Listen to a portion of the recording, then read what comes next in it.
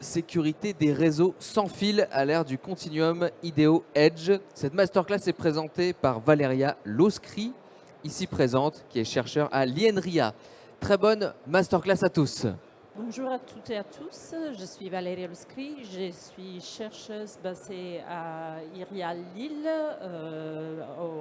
à la Haute-Borne, dans l'équipe FUN. FUN, c'est l'acronyme de Self-Organizing Future Ubiquitous Networks. Donc nous, on travaille sur tout ce qui est réseau sans fil et objets connectés. Donc là, aujourd'hui, je vais présenter les paradigmes et l'évolution du paradigme à partir de l'IoT vers l'IoT Edge Cloud Continuum. Et ce qui implique au niveau de technologies de communication sans fil ce paradigme, et en plus les implications au niveau de la cybersécurité, parce qu'on va voir que ça a un impact important au niveau de cybersécurité. Donc, si on veut tenter d'expliquer d'une façon plutôt, entre guillemets, simple, l'évolution de l'IoT vers l'IoT Edge Cloud Continuum, on peut utiliser un peu cette architecture où vous voyez, on a une pléthore de différents dispositifs de différentes dimensions vers la couche plus basse. Et tous ces objets, avant c'était connecté directement au cloud, au nuage. Là, par contre, on a des phases intermédiaires, on a des nœuds edge, on a même des nœuds edge, far edge et near edge pour distinguer la proximité géographique des nœuds. Alors pourquoi ça a été introduit ce type de paradigme? Parce que ça a un impact important au niveau environnemental. La proximité géographique, ça signifie qu'on n'envoie pas les informations, la demande des services directement au cloud, au nuage, mais on essaie d'exploiter les nœuds qui sont plus proches.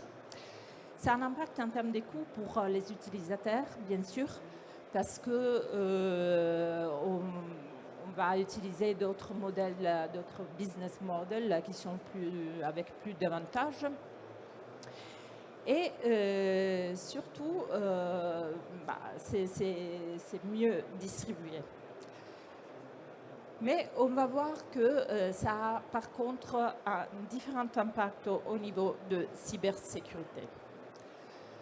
En effet, vous avez pu remarquer qu'il y a une très forte hétérogénéité. Donc, nous, dans mon laboratoire, dans mon équipe, on s'occupe des couches basses, notamment de la partie HEC, donc des IoT et des nœuds Edge.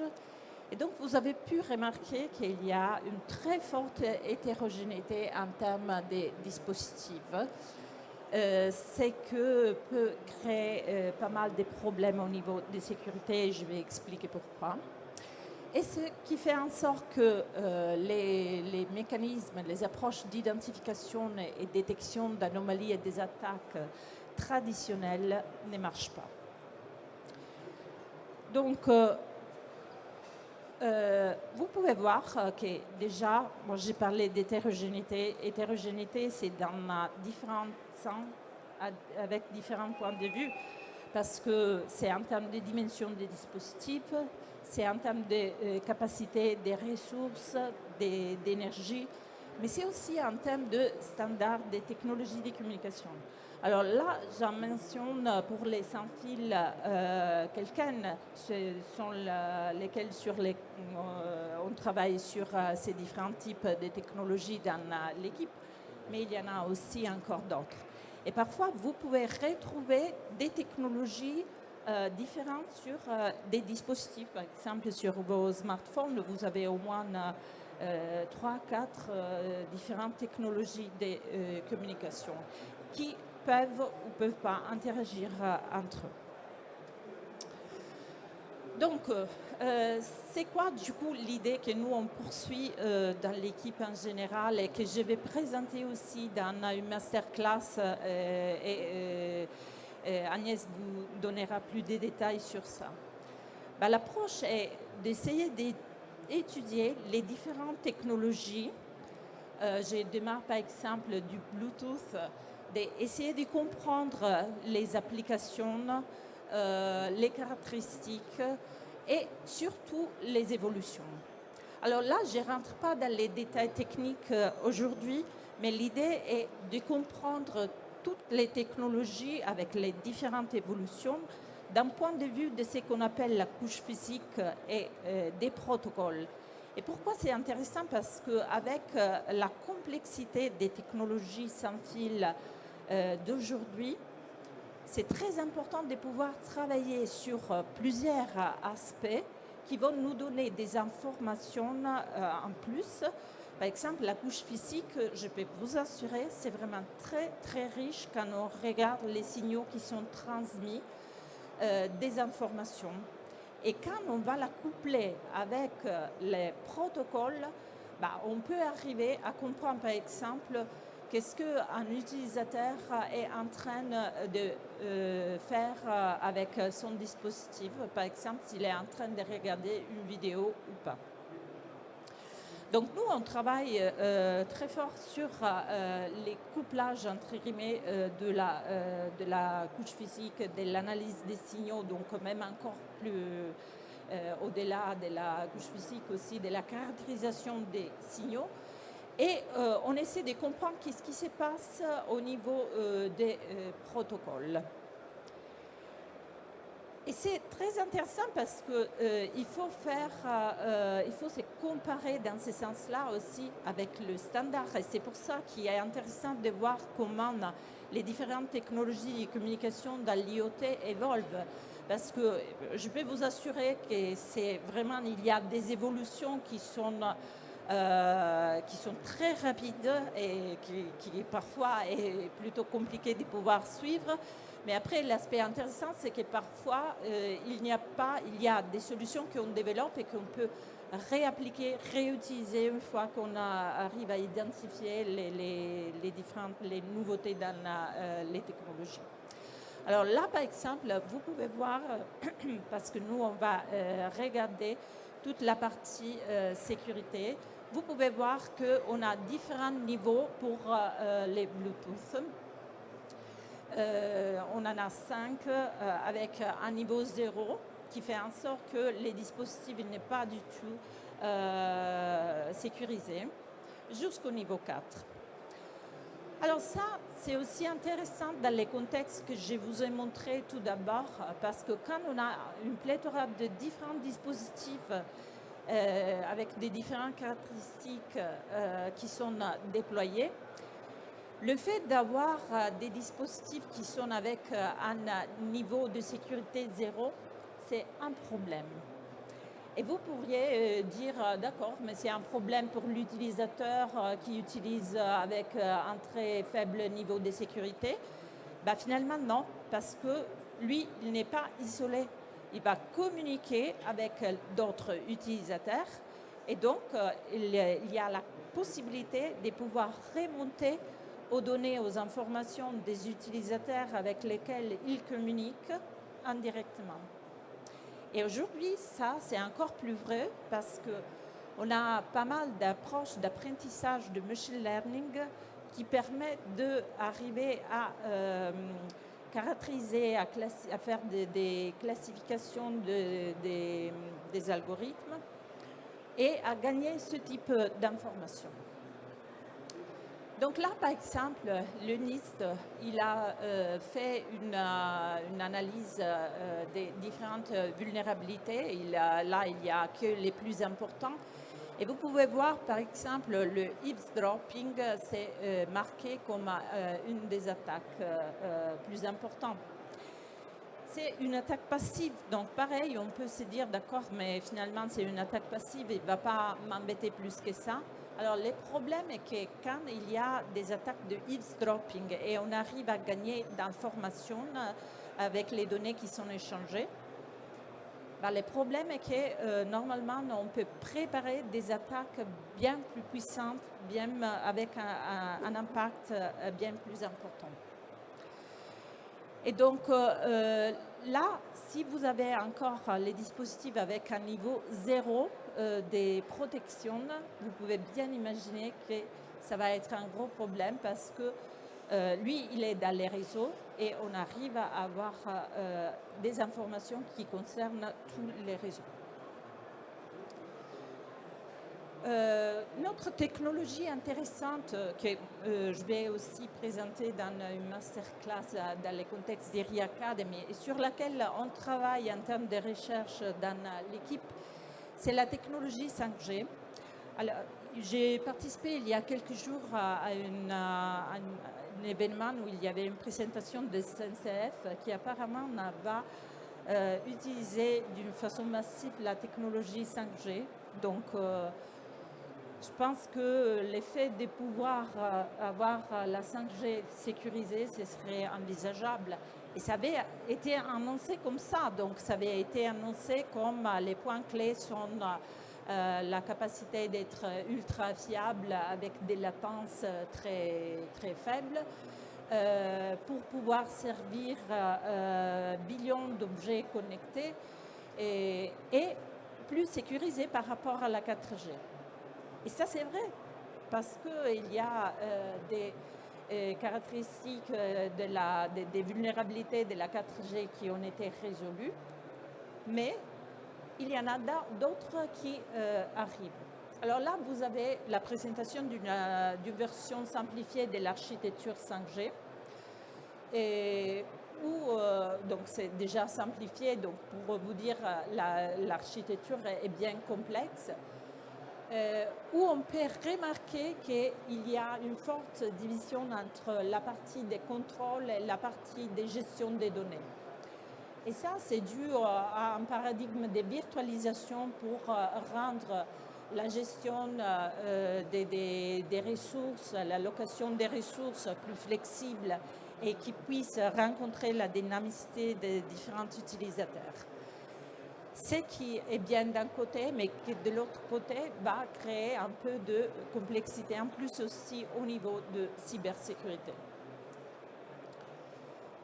Donc, en gros, pour vous dire, en 2019, donc c'est plutôt récent, il y a eu un travail avec une analyse formelle des vulnérabilités sur la 5G. Et je peux vous dire que la dernière release pour la 5G a été faite en janvier 2024 parce qu'on découvre toujours des nouvelles vulnérabilités. Alors déjà, je parle de vulnérabilité. Vulnérabilité, ça ne signifie pas forcément attaque. Et attaque, ça ne signifie pas forcément attaque avec un impact. Parce que la vulnérabilité, c'est une porte ouverte que des potentiels attaquants peuvent utiliser pour créer des attaques. Mais peut-être que les protocoles, l'architecture est robuste, résiliente pour faire en sorte que, par exemple, si je vais envoyer, injecter des messages ou des paquets qui sont fausses, s'il est robuste, je peux arriver à les faire. Donc c'est une vulnérabilité, mais finalement, si l'architecture reconnaît ça comme des paquets qui sont fausses, je n'arrive pas à créer une attaque. Après, attaque intéressante. Pour nous, des attaques intéressantes sont des attaques qui ne coûtent pas trop, ne sont pas trop complexes, parce que si coûtent trop, normalement, il n'y a pas trop de personnes qui s'intéressent à les mettre en place. Et des attaques qui ne sont pas détectables. Et ça, avec la 5G, on est en train de développer des attaques de ce type-là et on est plutôt surpris parce qu'on arrive finalement à créer des attaques plutôt facilement sans demander trop de ressources. Avec de cartes reprogrammables, on peut arriver à les faire. Et au niveau des détections, ce n'est pas encore gagné. On s'intéresse aussi à la technologie Wi-Fi. Donc là, je vous présente un peu les technologies sur lesquelles on est en train de travailler pour analyser, étudier les vulnérabilités et la mise en place des attaques. Parce que notre intérêt est aussi, après, de remonter ce type de vulnérabilité d'attaque et de pouvoir créer des mécanismes de détection efficaces et surtout ce qu'on appelle des approches des solutions de countermeasure.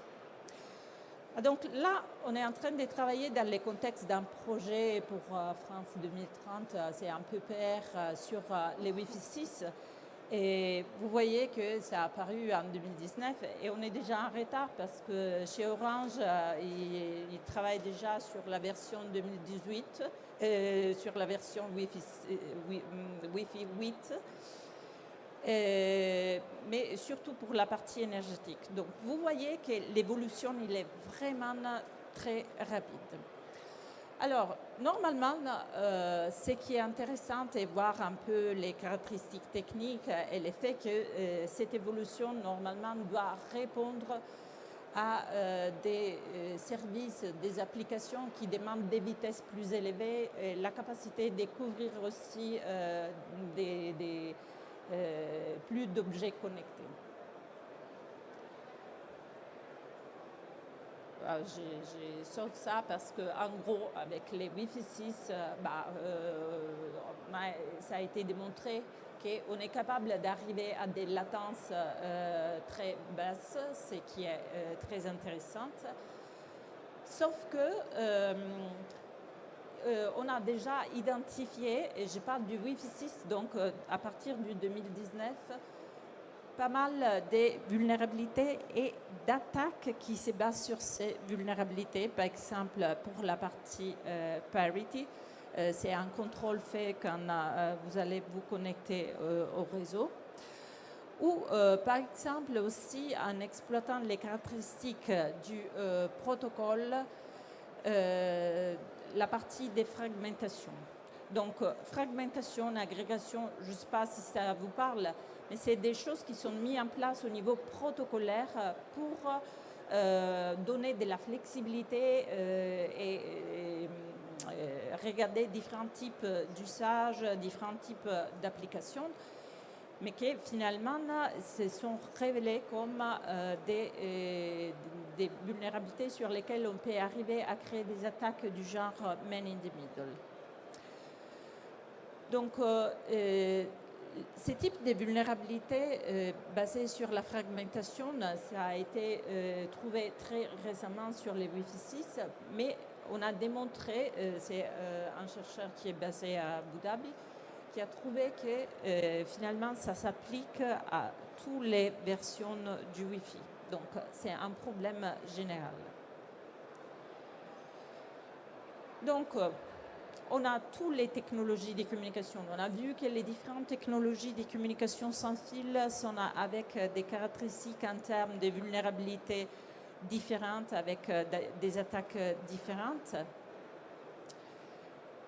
Qu'est-ce que ça implique au niveau de l'IoT Edge Continuum? Ça implique que, en gros, la surface de sécurité a changé. Moi, je dis qu'en gros, il y a les côtés positifs parce qu'on va avoir des fonctionnalités qui ressemblent beaucoup à ce qu'on avait avec les services du cloud. Mais finalement, on a les problèmes des dispositifs qui sont avec une puissance faible et avec une énergie faible. Énergie faible, pour nous, d'un point de vue protocolaire des technologies de communication, ça signifie qu'on doit optimiser la communication. Pour optimiser la communication, normalement, on tente de faire des choses simples et efficaces. Alors, le problème est que si vous mettez en place des algos, des cryptos qui peuvent marcher très bien, normalement, votre dispositif ne va même pas se connecter au réseau.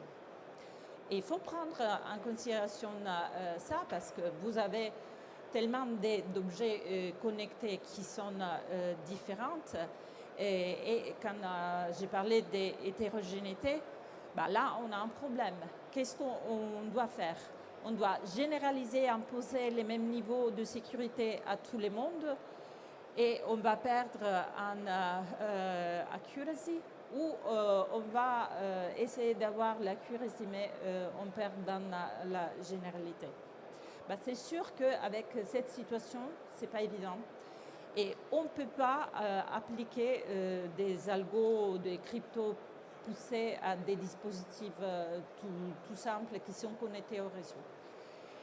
Donc c'est pour ça que tout à l'heure je parlais du fait qu'on s'intéresse beaucoup dans l'équipe au niveau de la couche physique, au niveau de la caractérisation des signaux et on va les combiner avec les niveaux protocolaires pour faire en sorte qu'on puisse créer des nouvelles solutions adaptées, par exemple, aux dispositifs qui sont plus pauvres en termes de ressources. Par exemple, des signatures qui peuvent se baser sur des caractéristiques spécifiques de l'hardware. Parce que même si on a deux dispositifs qui sont de la même famille, qui sont le même modèle, etc., ben, ils sont différents. Nous, on a vu ils sont différentes et on peut créer des signatures pour les reconnaître. Ce qui fait en sorte qu'on arrive à avoir des modèles, des solutions d'authentification qui sont plus simples et qui peuvent être plus efficaces par rapport à ce qu'on utilise aujourd'hui. Et parce que dans tout ça, il faut se souvenir que quand on parle de sécurité, souvent les utilisateurs, parce qu'on a un facteur humain aussi, il y a pas mal de choses qui peuvent être configurées par l'utilisateur. L'utilisateur, en général, ne veut pas sacrifier les performances pour rendre plus sécurisé son dispositif. Et l'autre problème, c'est les approches de machine learning parce qu'on peut les utiliser pour améliorer la détection, bien sûr, mais aussi pour créer des attaques plus efficaces. Donc, c'est aussi une partie que je vais présenter dans la masterclass. Là, je laisse la parole à ma collègue Agnès Ansari, qui va vous parler un peu d'IRI Academy. Bonjour. Donc, pour compléter, en fait, la présentation de Valéria, en fait, Valéria, en plus de son activité de recherche, est intervenant aussi dans le cadre d'INRIA Academy. Merci. Donc, qu'est-ce que c'est qu'INRIA Academy? C'est un dispositif de formation continue qui est destiné aux entreprises et aux organismes publics avec un ensemble de domaines que nous couvrons. Donc nous disposons en fait de 4 types de formations. Des formations qui sont soit à destination d'un public technique, ingénieur, doctorant, qui concernent soit les logiciels développés au sein d'INRIA, soit des formations qui sont état de l'art sur une thématique donnée. L'autre cible sont des dirigeants ou encore on a une gamme de formations sur mesure. Donc ces formations, elles s'opèrent soit en présentiel, soit en distanciel. Elles sont inter- ou intra-entreprises et de toute façon très très courtes, de 1 heure à 2 heures pour les dirigeants et 1 jour à 2 jours pour les personnes plus techniques. Voilà, donc toutes ces formations sont en fait dispensées par des chercheurs INRIA ou des ingénieurs de recherche INRIA, donc des scientifiques de très très haut niveau. On propose des parcours, les formations peuvent être bilingues et on est totalement indépendant de solutions industrielles. Donc, un des exemples, par exemple, de logiciels dans le domaine de la sécurité, pour lesquels on propose des formations, c'est Scikit-learn. Scikit-learn, c'est un logiciel d'apprentissage automatique. C'est un des 3 logiciels les plus connus, en même temps que TensorFlow et PyTorch, qui sont eux plus focalisés sur la partie réseau de neurones. Et donc, c'est un outil qui est vraiment très, très utilisé, avec énormément de téléchargements de la documentation et d'utilisateurs dans le monde de cet outil, y compris beaucoup dans l'industrie. Et un autre qui est ECOC, un assistant de preuve pour la vérification de code, lui aussi très utilisé dans le domaine académique et industriel. Voilà, alors là, c'est la. Donc, moi, je m'occupe, je suis responsable du catalogue formation cybersécurité. Donc, à l'heure actuelle, en fait, le catalogue formation comprend un certain nombre de thématiques. Donc, thématiques autour de l'apprentissage automatique et de la cybersécurité, et autour des méthodes formelles, que ce soit pour les logiciels ou les protocoles cryptographiques. La cryptographie post-quantique, les attaques cyber dans les réseaux sans fil, donc notamment avec les interventions de Valéria sur à la fois de formation destinée aux dirigeants ou plus techniques. Formation sur pour le contrôle industriel, l'IoT, le cloud, la protection de la vie privée. Voilà, donc voilà la liste des formations qu'on a à l'heure actuelle. Je ne rentre pas dans les détails. Si vous en souhaitez, je suis sur le stand et donc vous pouvez venir me voir. Et tout ça, en fait, toutes ces formations sont vraiment donc proposées par les chercheurs en très très grande majorité ou quelques ingénieurs de recherche INRIA, et avec donc beaucoup de logiciels produits au sein d'INRIA et beaucoup d'équipes de recherche qui cachent tout ce travail. Voilà. Et notre site internet si vous voulez plus d'informations. Voilà, merci. Merci beaucoup Agnès et Valéria pour cette belle masterclass.